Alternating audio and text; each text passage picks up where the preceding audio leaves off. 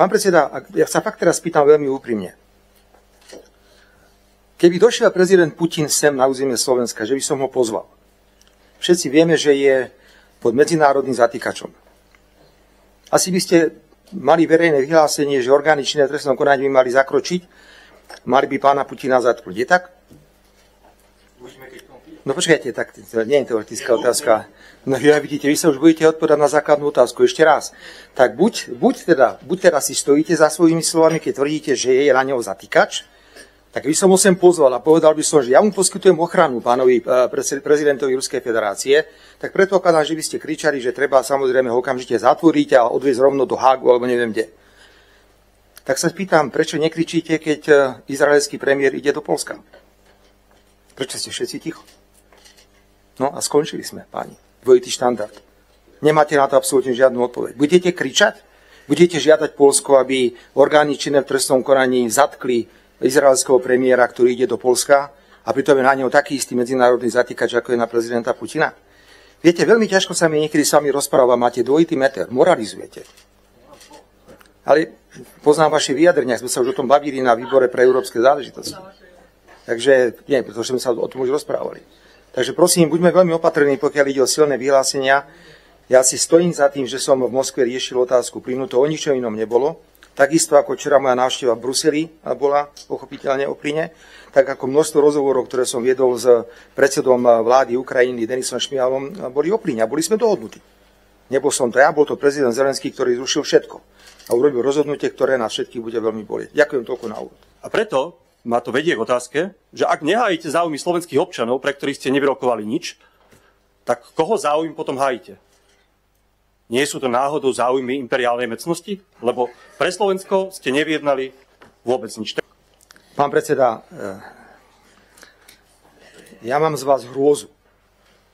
Ak takíto ľudia ako vy chcú niekedy vládnuť v tejto krajine, tak Pán Boh ochraňujú celé Slovensko, Slovákov, Slovenky a ďalších občanov Slovenskej republiky.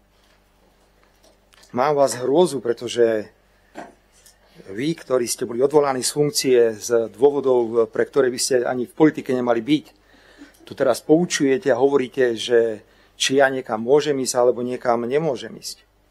Tak teda odpoviem na vaše 3 alebo 2 poznámky. Môže súdny človek povedať, že za zastavenie plynu cez Ukrajinu zodpovedá Ruská federácia, ako ste pri zmysloch? No áno, vo vašej retorike asi áno, pretože keď už nemáte iný argument, tak použijete tento argument. Všetko bolo pripravené na technické riešenie pokračovania plynu cez územie Ukrajiny. Opakujem, že vy nepočúvate, máte napísané 3 poznámky na papieri a celú hodinu sa sústreďujete na ne, aby ste ich dobre povedali bez zakoktania. Počúvajte, už som vám to raz povedal. Pán Boh nám dal 2 uši a iba 1 ústa, aby sme viacej počúvali a menej hovorili.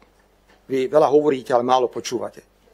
Pokiaľ ide o zastavenie plynu, bola to buď verzia plynu azerbajdžanského, alebo verzia plynu slovenského. Všetci s tým súhlasili.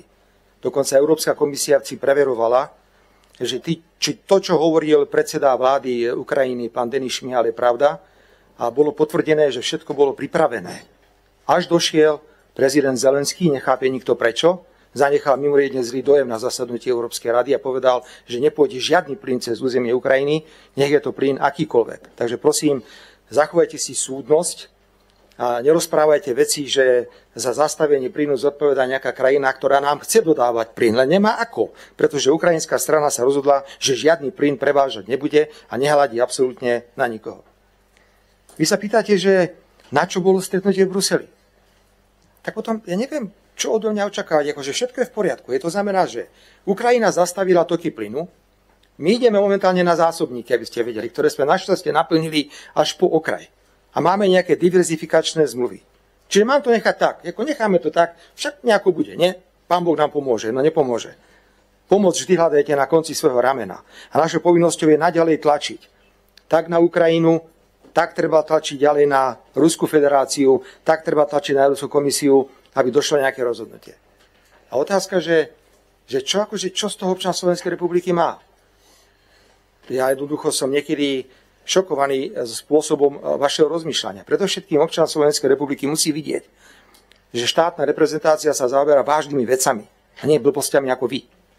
že sa zaoberáme vecami, ktoré sú rozhodujúce pre život tejto krajiny, pretože bez toho plynu táto krajina nejde. Neviem, či tušíte alebo netušíte, no však ale sme na tom pracovali v roku 2024 kompletne, lebo sme čakali, že takáto situácia môže nastať.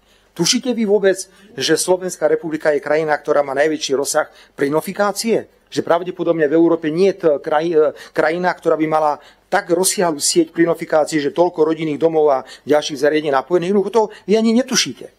Čiže všetko je vlastne zbytočné, čo robím. Ja potom v podstate nemusím nič robiť. Nemusím ísť ani bojovať za plyn do Moskvy, nemusím ísť bojovať ani za plyn do Bruselu a mám doma sedieť, lebo vy milujete prezidenta Zelenského. Ja ho nemilujem. Ja si myslím, že zrádza Európu. A robí Európska únia veľkú chybu, že mu vychádza vo všetkom. Ja ho nemilujem, pretože nie je korektný a nie je seriózny voči nám. A pýtam sa, aká to je serióznosť, keď máme rokovanie na Európskej rade. Také rokovanie, pán Šimečka, že zobrali všetky mobilné telefóny, lebo sa báli, že aby niekto nenahral to rokovanie, čo tam bolo. Zobrali všetky mobilné telefóny, lebo sa báli, pani kolegyňa, že aby niekto odtedy niečo nevyťahol, pretože Zelenský porozprával všeličo. A keď sme sa dohodli na tej sume, že to bude minimálne 500 miliónov zmena, tranzitné poplatky plus dopad na cene komodity, tak mi povedal, že ja vám ich dám, pán Fico.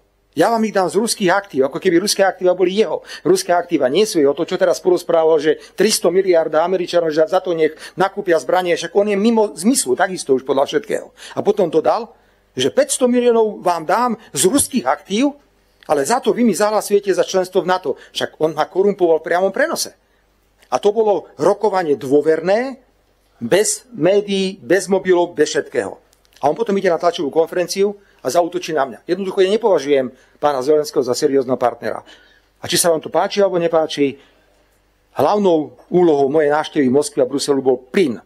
Ale ak som mal tú možnosť sa s pánom prezidentom Putinom porozprávať, samozrejme, že sme hovorili o možnostiach, ako ukončiť tento konflikt. Povedal som o Bratislave ako možnom meste, kde by sa dali robiť rokovania na nižšej úrovni. No, už vás vidím, ako poviete, že pána predsedu vlády izraelského v Poľsku treba zatknúť. Povedzte to, nahlas to povedzte. No.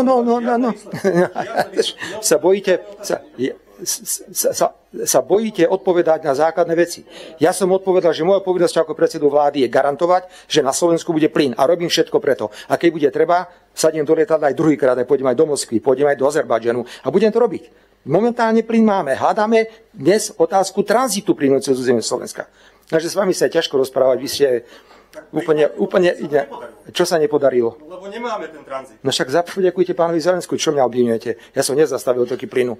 Však Zelenský rozhodol o zastavení toku. Tak nie, počkajte, dámy a páni, pán predseda, ja nebudem zo seba tu robiť debila. Dobre? Ja, pán predseda, máte priestor. Ja to viem, ale ešte raz poviem. Tak ak tu nám máme vychádzať z premisy, že plyn zastavil niekto iný, nie Zelenský, tak potom o čom sa vlastne bavíme?